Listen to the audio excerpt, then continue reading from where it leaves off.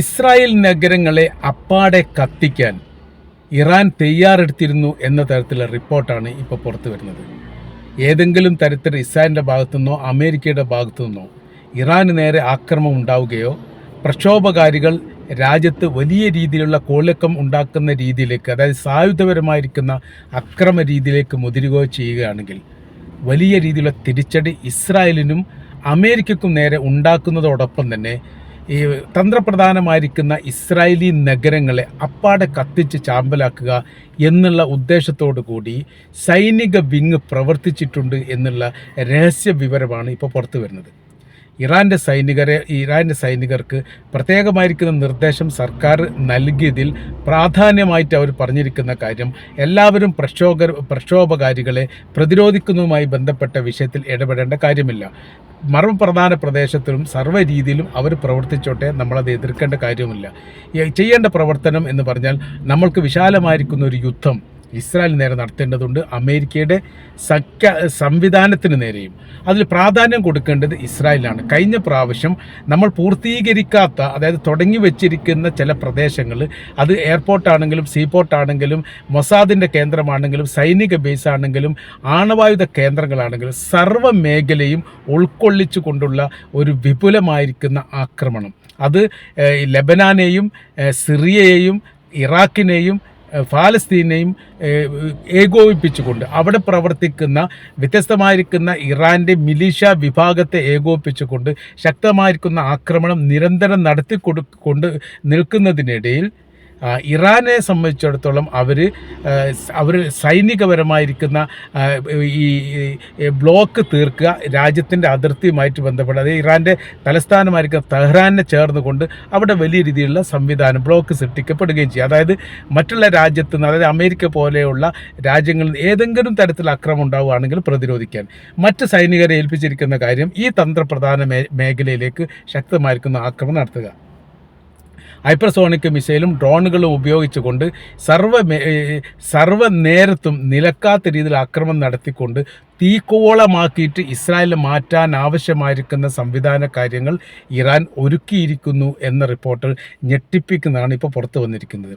തെക്ക് വടക്കൻ ഭാഗങ്ങളിൽ, ഇറാൻ്റെ തെക്ക് വടക്ക് ഭാഗങ്ങളിലെല്ലാം അവർ നിർമ്മിക്കപ്പെട്ട അത്രയും മിസൈലുകൾക്ക് സുരക്ഷിതത്വം നൽകുകയും പ്രത്യേകപരമായിരിക്കുന്ന ബ്ലോക്കാക്കി അത് മാറ്റുകയും അവരെയുള്ള സൈനികർക്ക് പ്രത്യേക നിർദ്ദേശവും നൽകിയിട്ടുണ്ട് എന്നുള്ളതാണ്. അപ്രതീക്ഷിതമായിട്ടാണ് അമേരിക്ക ഇറാനെ ആക്രമിക്കുന്നതിൽ നിന്ന് പിന്മാറിയത് ഇറാനെ സംബന്ധിച്ച് അവർക്ക് വലിയ പ്രയാസമായി. ക്ഷണിക്കപ്പെട്ടിരുന്നു എന്നുള്ളതാണ്. തങ്ങൾ ആക്രമിക്കൂ, കാണിച്ചു തരാമെന്ന് വ്യത്യസ്ത സമയങ്ങളെല്ലാം ഇറാൻ്റെ പ്രസിഡന്റ് മസൂദ് പെഷഷ്കിയാനും വിദേശകാര്യമന്ത്രി അബ്ബാസ് അറാച്ചി പറഞ്ഞുകൊണ്ടേയിരുന്നു. നിങ്ങൾ ഏതെങ്കിലും തരത്തിലുള്ള ആക്രമണം തങ്ങളുടെ രാജ്യത്തിന് നേരെ നടത്തി കഴിഞ്ഞാൽ നിങ്ങളുടെ ലക്ഷ്യങ്ങൾ ഏത് തരത്തിലായിരിക്കും എന്നുള്ളത് നിങ്ങൾക്ക് മനസ്സിലാക്കുന്ന തരത്തിലുള്ള സംവിധാനങ്ങൾ തങ്ങൾ ഒരുക്കിയിരിക്കുന്നു എന്ന് വളരെ കൃത്യതയോടുകൂടി തന്നെ യഥാർത്ഥത്തിൽ ഇറാൻ പറഞ്ഞിട്ടുണ്ട്. പക്ഷേ എന്തോ ഒരു രഹസ്യമായിരിക്കുന്ന കാര്യങ്ങൾ, തങ്ങൾ ഇതുവരെ പ്രതീക്ഷിക്കാത്ത രീതിയിൽ വലിയ രീതിയിലുള്ള തിരിച്ചടികൾ ഇറാൻ്റെ ഭാഗത്ത് ഉണ്ടാകുമോ എന്ന് യഥാർത്ഥത്തിൽ അമേരിക്ക ഭയപ്പെട്ടു. അമേരിക്ക മാത്രമല്ല, ഇസ്രായേലും ഭയപ്പെട്ടു. ഒരർത്ഥത്തിൽ പറയുന്നത് ഇസ്രായേൽ അമേരിക്കയോട് ഇറാൻ ആക്രമിക്കുന്ന പദ്ധതിയിൽ നിന്ന് പിന്മാറണം എന്ന് പറഞ്ഞിട്ടുണ്ട് എന്നും പറയുന്നു, സ്ഥിരീകരിക്കപ്പെട്ടിട്ട് അല്ലെങ്കിൽ പോലും. അപ്പോൾ ഇവരുടെ മൊത്തത്തിലുള്ള ഒരു രീതി കാര്യങ്ങൾ നോക്കുന്ന സമയത്ത് ഇറാനെ സംബന്ധിച്ചിടത്തോളം ഇറാൻ ഒരു യുദ്ധത്തിന് തയ്യാറായിരുന്നു. എല്ലാ അതായത് രാജ്യത്തിലെ ഭരണ സംവിധാനം നഷ്ടപ്പെടുന്നയോ ഭരണ സംവിധാനത്തിന് സാരമായിട്ട് ബാധിക്കുന്ന തരത്തിലോ, അല്ലെങ്കിൽ അവിടെ ആത്മീയ നേതാവായിരിക്കുന്ന ആയത്തുള്ള അലി ഖംനായിക്ക് നേരെ ഏതെങ്കിലും തരത്തിലുള്ള ആക്രമണം ഉണ്ടാവുകയോ ചെയ്താൽ അത് രാജ്യത്തിന് നേരെയുള്ള ആക്രമണമായി കണ്ട് ശത്രുവിനെ ഇല്ലാതാക്കാനുള്ള പ്രവർത്തനത്തിൽ സൈനികർ മുഴുകണം എന്നുള്ള നിർദ്ദേശമാണ് ഖംനായിയുടെ ഓഫീസിൽ നിന്ന് സൈനികർക്ക് ലഭിച്ചിരിക്കുന്നത്. അതോടൊപ്പം തന്നെ മറ്റൊരു കാര്യം കൂടി അവർ പറഞ്ഞിട്ടുണ്ട്. അവർ പറഞ്ഞിരിക്കുന്ന കാര്യം ഇങ്ങനെയാണ്: യുദ്ധവുമായിട്ട് ബന്ധപ്പെട്ട് നിങ്ങൾ രംഗത്തിറങ്ങിക്കഴിഞ്ഞാൽ പിന്നീട് ഉത്തരവിന് വേണ്ടിയിട്ട് ഖംനായി, അതായത് ബന്ധപ്പെട്ട ഭരണ സംവിധാനത്തെ നിങ്ങൾ ശ്രദ്ധിക്കേണ്ടതില്ല.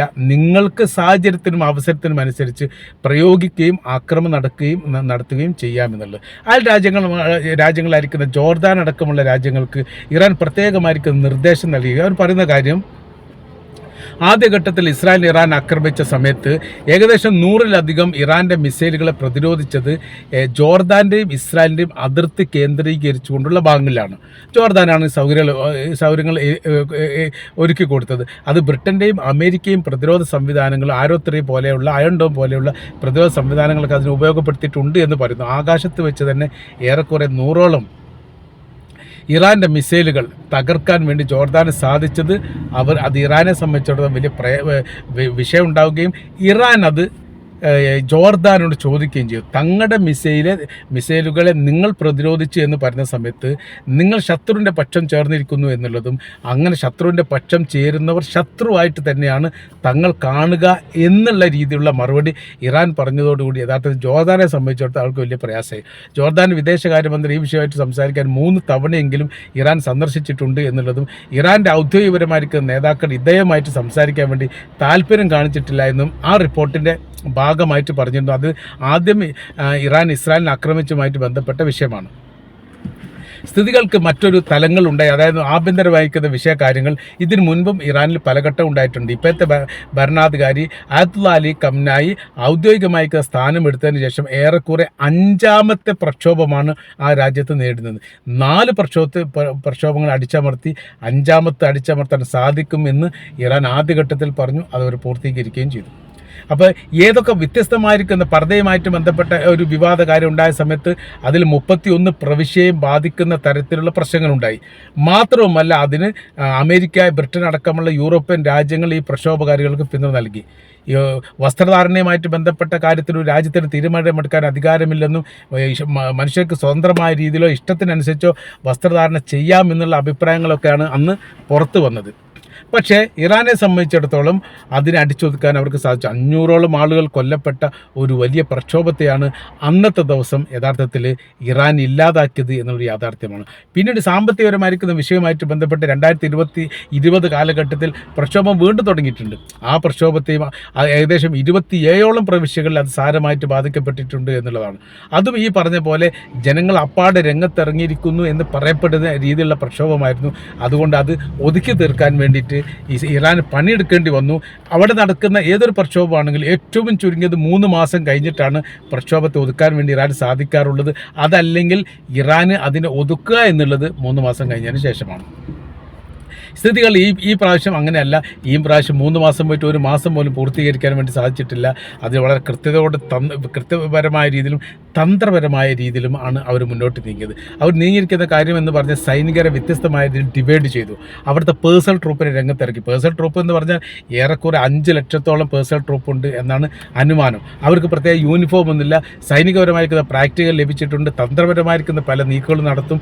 മാത്രമല്ല ഈ പ്രക്ഷോഭവുമായിട്ട് ബന്ധപ്പെട്ട വിഷയത്തിൽ കുടുങ്ങിയിരിക്കുന്ന ആൾക്കാരല്ല, പ്രക്ഷോഭകാരികൾക്കിടയിൽ നുഴഞ്ഞു കയറിയിട്ട് അവർക്കിടയിലുള്ള ആശയപരമായിരിക്കുന്ന വിഷയങ്ങളും അതോടെ അവരുടെ രഹസ്യ കാര്യങ്ങളും ചോർത്താൻ വേണ്ടിയിട്ട് യഥാർത്ഥത്തിൽ ഈ പേഴ്സണൽ ട്രൂപ്പിന് സാധിച്ചു. അപ്പോഴാണ് അവർ പറഞ്ഞത് ഇതിനോട് നേതൃത്വമില്ല, ഇത് രാഷ്ട്രീയ സംഘടനയുടെ പിന്നാമ്പുറം പ്രവർത്തിക്കുന്നതല്ല, സംഘബലം ഇല്ല, അതോടൊപ്പം തന്നെ പ്രത്യേകപരമായിരിക്കുന്ന ഒരു മുദ്രാവാക്യമില്ല, പരസ്പരം വ്യത്യസ്ത മേഖല ചെതറിക്കിടക്കുന്ന വിഭാഗങ്ങളുടെ ഒരു ഏകോപന സംഗമത്തിനപ്പുറം യഥാർത്ഥത്തിൽ ഇത് ഒന്നുമില്ല എന്നുള്ള ഒരു റിപ്പോർട്ട് പേഴ്സണൽ ട്രൂപ്പ് സർക്കാരിന് കൊടുത്ത സമയത്താണ് ഇതത്ര ഗൗനിക്കേണ്ട വിഷയമില്ലെന്നും ഇതങ്ങനെ അടങ്ങിപ്പോകും എന്നുള്ളൊരു തിരിച്ചറിവുണ്ടായി. അതുകൊണ്ട് ഈ 31 പ്രവിശ്യ ഭാഗത്ത് ചെതറിക്കിടക്കുന്ന ഈ വിഭാഗത്തെ ഓരോരോ ഘട്ടമായിട്ടാണ് യഥാർത്ഥത്തിൽ ഇറാൻ സൈന്യം നേരിട്ടത് എന്നുള്ളൊരു യാഥാർത്ഥ്യമാണ്.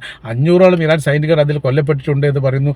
കൊല്ലപ്പെട്ട സൈനികരുമായിട്ട് ബന്ധപ്പെട്ട കാര്യത്തിന് അമേരിക്കൻ പ്രസിഡന്റ് ഡൊണാൾഡ് ട്രംപിനെ വിചാരണ ചെയ്യണമെന്ന് അയത്തുള്ള അലി ഖംനായി പറഞ്ഞിരിക്കുന്ന പ്രസ്താവനയും വലിയ വിവാദമായിട്ട് ഇപ്പം മാറിയിരിക്കുകയാണ്. കാര്യം എന്ന് പറഞ്ഞാൽ അവിടെ 3500ഓളം സാധാരണക്കാരും 500ഓളം സൈനികരും കൊല്ലപ്പെട്ടിട്ടുണ്ട് എന്നാണ് ഇറാൻ സ്ഥിരീകരിച്ചത്.